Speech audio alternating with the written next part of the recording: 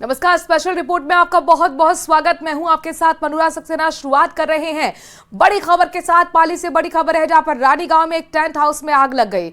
आग की घटना से टेंट हाउस में रखा सारा सामान जलकर राख हो गया। सूचना पर दमकल विभाग की टीम मौके पर पहुंची।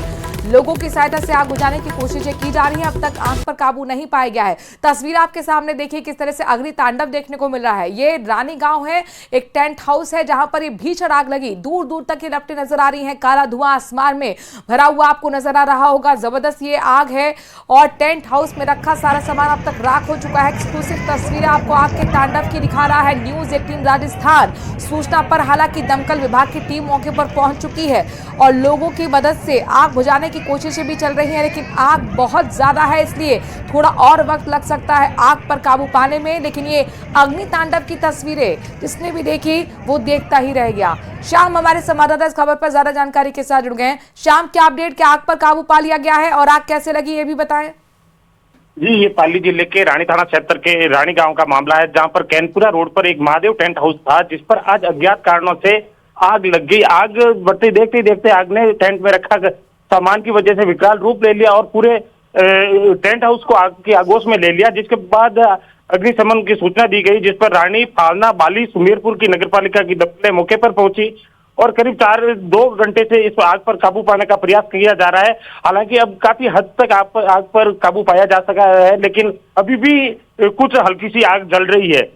घटना की सूचना पर रानी थाना पुलिस भी मौके पर पहुंची और लोगों की मौके पर बड़ी संख्या में भीड़ भी एकत्रित हो गई। जी शाम, जाहिर तौर पर चूंकि टेंट हाउस है, कपड़ा होगा यहाँ पर, इसीलिए आग बहुत विकराल रूप भी लेती हुई नजर आई है। जो तस्वीरें आपने हमें भेजी हैं, आग लगी कैसे, क्या अब तक ये क्लियर हो पाया? जी, अभी तक इसमें आग लगने का कोई कारण क्लियर नहीं हो पाया। हाँ। जहाँ पे अब ये है कि जब आग पूरी तरह से काबू पाया जा सकेगा, उसके बाद ही पता चल पाएगा कि आग किस वजह से लगी और आग की वजह से क्या नुकसान हुआ। क्या कोई अंतर मौजूद था जब आग लगी शाम? जी, किसी तरह की कोई जनहानि की तो खबर नहीं है।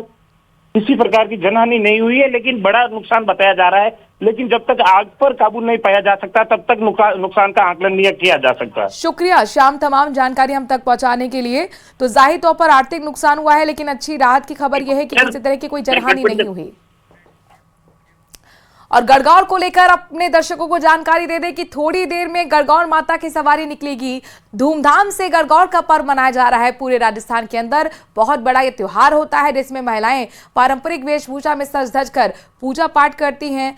और यहाँ ये तस्वीरें आपको सीधे जयपुर की दिखा रहे हैं, जहां पर देखिए तैयारियां लगभग पूरी हो चुकी हैं और महिलाएं नाचते गाते हुए आपको नजर आ रही होंगी। कठपुतली डांस आप देख पा रहे हैं। अलग अलग कार्यक्रम पूरे राजस्थान में देखने को मिल रहे हैं। खासतौर से जयपुर पिंक सिटी गणगौर माता की सवारी के लिए पूरी तरह से तैयार है। यहाँ पर पारंपरिक वेशभूषा में आपको महिलाएं नजर आ रही होंगी, सज धज कर तैयार है। विदेशी महिलाएं भी यहाँ पर गणगौर के उत्सव को देखने के लिए आती रही हैं। और ये देखिए बैंड बाजे की पूरी टीम भी तैयार है। यहाँ पर पारंपरिक नृत्य होगा, राजस्थानी लोकगीत होंगे। गणगौर फेस्टिवल लिखा हुआ है, इस सरकार की तरफ से आयोजित किया जाता है। और इस बार जानकारी ये भी मिल रही है कि जितने भी श्रद्धालु हैं, महिलाएं हैं, जब वो आगे बढ़ते हुए सड़कों पर नजर आएंगी तो पुष्प वर्षा भी की जाएगी। गणगौर माता की सवारी के लिए तैयारियां पूरी हो चुकी हैं। धूमधाम से गणगौर का पर्व पूरे राजस्थान में मनाया जा रहा है। दुलंडी के अगले दिन से गणगौर की शुरुआत हो जाती है। 16 दिन बाद आज यानी ये आखिरी दिन है जब गणगौर का पर्व समापन की तरफ बढ़ रहा है।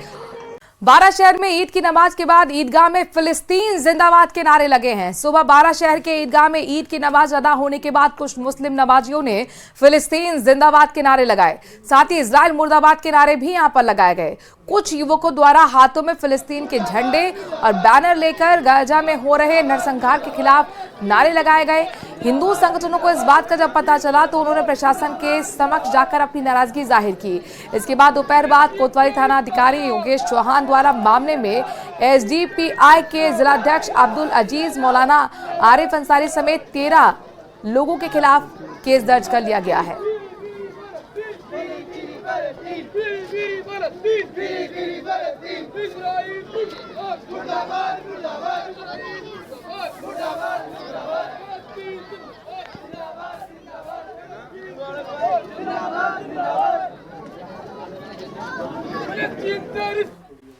का रुख करते हैं, जहां पर प्रदेश के सबसे बड़े रणथंभौर टाइगर रिजर्व में पाक भ्रमण को लेकर वाहन बुकिंग में फर्जीवाड़े कोई नई बात नहीं है। यहां फर्जी टिकट से पार्क भ्रमण आम बात है। अब ऐसा ही एक और सनसनीखेज मामला सामने आया है। फर्जीवाड़ा का आलम यह है कि जिप्सी के लिए एक युवक ने मध्य प्रदेश के मुख्यमंत्री के लेटर हेड का उपयोग कर डीएफओ पर्यटन को व्हाट्सएप और मेल पर भेज दिया, जिप्सी की मांग कर डाली। मामला संदिग्ध होने पर डीएफओ ने मध्य प्रदेश सीएमओ को लेटर हेड भेजकर वास्तविकता जानी तो वहां से लेटर हेड फर्जी होने की जानकारी मिली, जिस पर डीएफओ ने युवक को अपने ऑफिस बुलाकर कोतवाली थाना पुलिस को सुपुर्द कर दिया और आरोपी के खिलाफ मामला दर्ज करवा दिया। कोई श्रेय मेहता नाम का व्यक्ति है जो अहमदाबाद का रहने वाला है। उसने कोई फर्जी मेल माननीय मुख्यमंत्री महोदय मध्य प्रदेश के नाम का कोई करवाया है। उसके आधार पर उन्होंने उसको डिटेन किया था और उसको पुलिस यहाँ डिटेन करके ले भी आई है। इसी प्रकरण का यहाँ FIR दर्ज हुई है और उसमें अनुसंधान किया जा रहा है।